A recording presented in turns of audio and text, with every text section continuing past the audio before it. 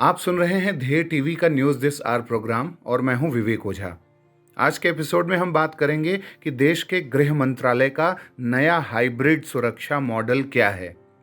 हाल ही में भारत के गृह मंत्री द्वारा हाइब्रिड सुरक्षा मॉडल पर जोर देते हुए इसे आंतरिक सुरक्षा का एक मजबूत उपकरण बनाने की सिफारिश की गई है।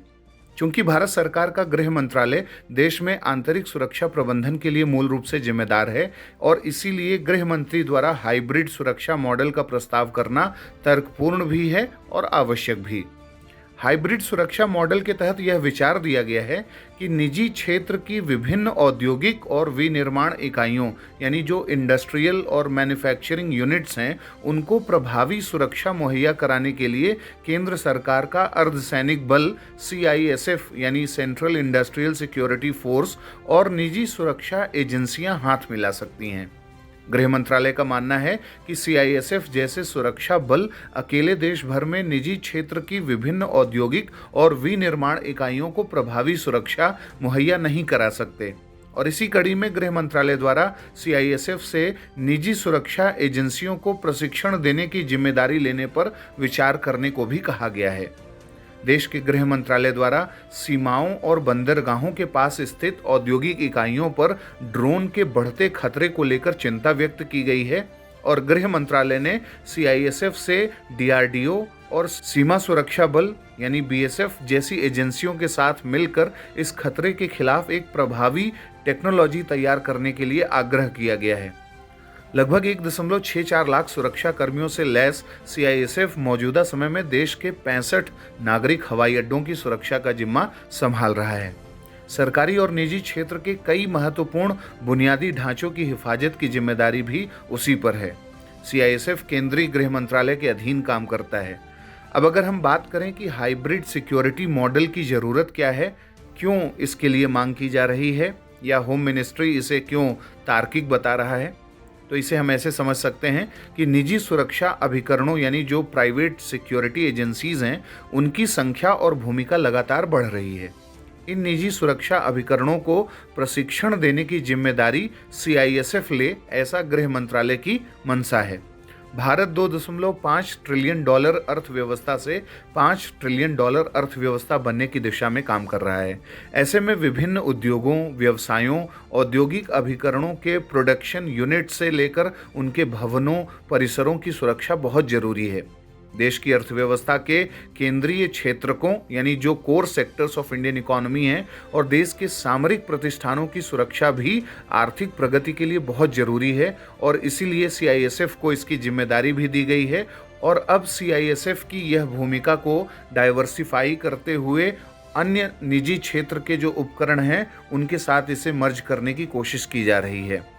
गृह मंत्रालय का यह भी मानना है कि देश के औद्योगिक और विनिर्माण इकाइयों की सुरक्षा की जिम्मेदारी CISF के हाथों से काफ़ी हद तक निजी सुरक्षा अभिकरणों के हाथ में आए, क्योंकि CISF पर पहले से ही बड़ा सुरक्षा भार है। CISF वर्तमान में देश के 65 एयरपोर्ट्स की सुरक्षा में लगा है और साथ ही यह सरकारी और निजी क्षेत्र के 354 इकाइयों की सुरक्षा में भी लगा हुआ है। अब देश का गृह मंत्रालय चाहता है कि CISF प्राइवेट सेक्टर एजेंसीज को ट्रेनिंग और सर्टिफिकेशन यानी प्रमाणन देने का कार्य करे। वर्तमान में CISF मैसूर, बेंगलुरु और पुणे स्थित इन्फोसिस कैंपसों, हरिद्वार स्थित Patanjali food and herbal park और गुजरात के जामनगर में रिलायंस की रिफाइनरी जैसे निजी क्षेत्र के संस्थानों को सुरक्षा प्रदान कर रहा है। हाल ही में CISF के 230 कमांडोज ने रिलायंस जियो वर्ल्ड सेंटर की सुरक्षा की जिम्मेदारी भी ली है। अब अगर बात करें कि CISF क्या है और यह कैसे काम करता है, इसकी भूमिका क्या है, तो यह जानना हमारे लिए ज़रूरी भी है, क्योंकि ये देश का एक प्रमुख अर्धसैनिक बल है, ये देश का एक पैरामिलिट्री फोर्स है और यह देश का प्रमुख सेंट्रल आर्म्ड पुलिस फोर्स भी है और इसे CISF एक्ट 1968 के तहत बनाया गया था। 1969 से इसने सक्रिय रूप से काम करना शुरू किया। वर्तमान में इसमें 12 रिजर्व बटालियन हैं, 8 ट्रेनिंग संस्थान हैं इसके पास और 1.5 लाख से अधिक कर्मचारी इसमें काम कर रहे हैं। अगर हम केंद्रीय औद्योगिक सुरक्षा बल के कार्य देखें तो इसे महत्वपूर्ण संपदाओं और संयंत्रों की सुरक्षा के साथ साथ महत्वपूर्ण स्थलों और स्मारकों की सुरक्षा की जिम्मेदारी दी गई है।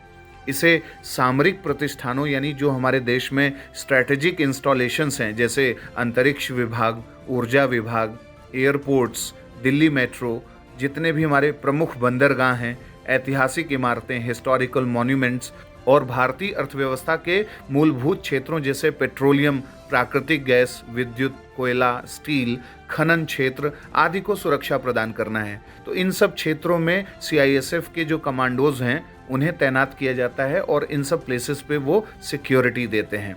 कुछ महत्वपूर्ण सरकारी भवनों और कुछ निजी क्षेत्र की इकाइयों को भी ये सुरक्षा प्रदान करते हैं। केंद्रीय औद्योगिक सुरक्षा बल भारतीय प्रोटोकॉल के तहत संरक्षित व्यक्तियों को Z, Z plus, Z x और वाई सुरक्षा प्रदान करता है, यानी सिक्योरिटी कवर देता है। यह एक ऐसा अर्धसैनिक बल है जिसके पास अपनी अग्निशमन शाखा यानी डेडिकेटेड फायर विंग है। सीआईएसएफ संयुक्त राष्ट्र शांति अभियानों यानी यूएन पीस कीपिंग ऑपरेशंस में भी अपनी महत्वपूर्ण भूमिका निभाता है और निभा भी चुका है, और इसने हैती में संयुक्त राष्ट्र संघ की फार्म्ड पुलिस यूनिट की स्थापना भी की थी। यह हमारे देश में परमाणु संयंत्रों, संस्थापनों, हवाई अड्डों और विद्युत संयंत्रों को सुरक्षा प्रदान करता है। साथ ही देश के सार्वजनिक क्षेत्र के उपक्रमों जैसे ओएनजीसी, ओआईसी, गेल, सेल, नाल्को आदि को भी सुरक्षा प्रदान करता है। यानी हमारे देश में जितने महारत्न हैं, मिनी रत्न हैं, नवरत्न कंपनियां हैं, इन सब की सुरक्षा की जिम्मेदारी भी सीआईएसएफ को दी गई है।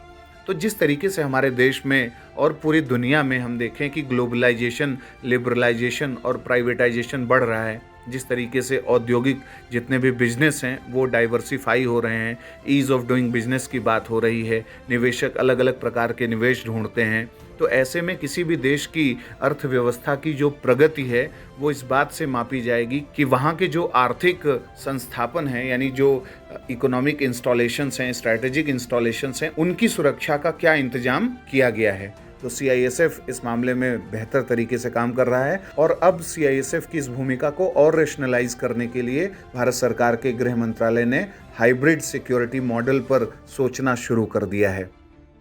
तो ये था हमारा आज का न्यूज़ दिस आवर प्रोग्राम, जिसमें हमने हाइब्रिड सिक्योरिटी मॉडल पर बात की। यह सवाल प्रीलिम्स में भी पूछा जा सकता है, साथ ही मुख्य परीक्षा के दृष्टिकोण से आंतरिक सुरक्षा के सेक्शन के तहत इसे पूछा जा सकता है। अब बारी है आज के सवाल की। आपको बताना है कि सीआईएसएफ का गठन किस वर्ष हुआ था और इसमें कितने सर्विस बटालियंस हैं और कितने ट्रेनिंग इंस्टीट्यूट्स हैं और इसे किस एक्ट के माध्यम से स्थापित किया गया था। तो अगले कार्यक्रम के साथ जल्दी हाजिर होंगे। इजाज़त दीजिए। नमस्कार।